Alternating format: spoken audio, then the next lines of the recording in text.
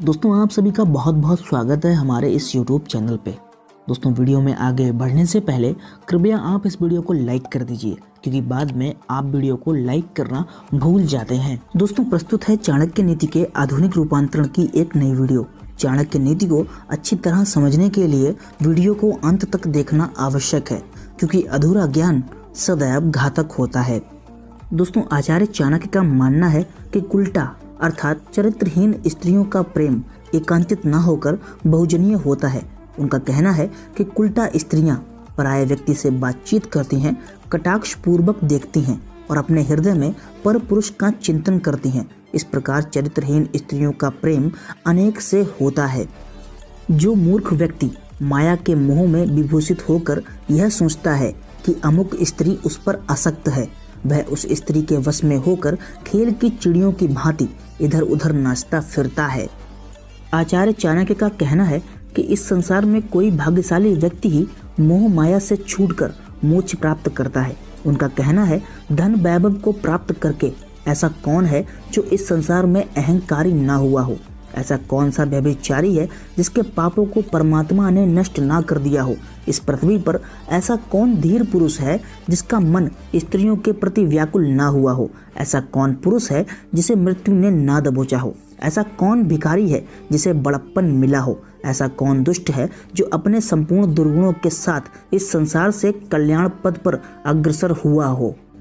जिस प्रकार पर पुरुष से गर्भ धारण करने वाली स्त्री शोभा नहीं पाती, उसी प्रकार गुरु के चरणों में बैठकर विद्या प्राप्त न करके इधर उधर से पुस्तक पढ़कर जो ज्ञान प्राप्त करते हैं, वे विद्वान की सभा में शोभा नहीं पाते, क्योंकि उनका ज्ञान अधूरा होता है, उनमें परिपक्वता नहीं होती। अधूरे ज्ञान के कारण वे शीघ्र ही उपहास के पात्र बन जाते हैं। तप में असीम शक्ति है। तप के द्वारा सभी कुछ प्राप्त किया जा सकता है। जो दूर है बहुत अधिक दूर है, जो कठिनता से प्राप्त होने वाला है, जो बहुत दूरी पर स्थित है, ऐसे साध्य को तपस्या के द्वारा प्राप्त किया जा सकता है। अतः जीवन में साधना का विशेष महत्व है। इसके द्वारा ही मनोवांछित सिद्धि प्राप्त की जा सकती है। लोभ सबसे बड़ा अवगुण है, पर निंदा सबसे बड़ा पाप है।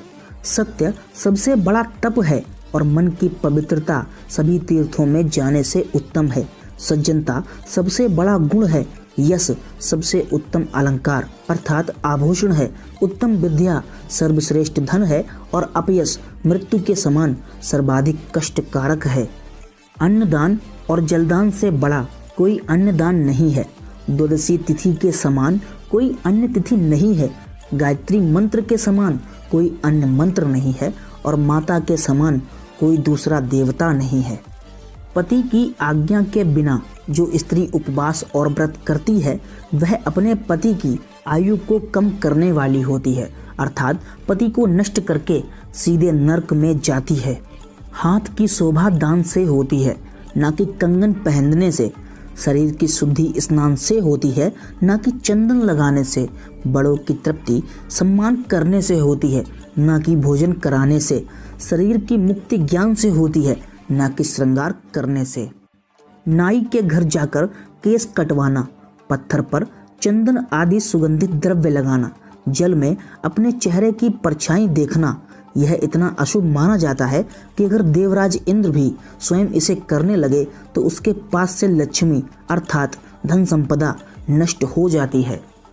यदि स्त्री सुंदर हो और घर में लक्ष्मी हो, पुत्र विनम्रता आदि गुणों से युक्त हो और पुत्र का पुत्र घर में हो, तो इससे बढ़कर सुख तो इंद्रलोक में भी नहीं।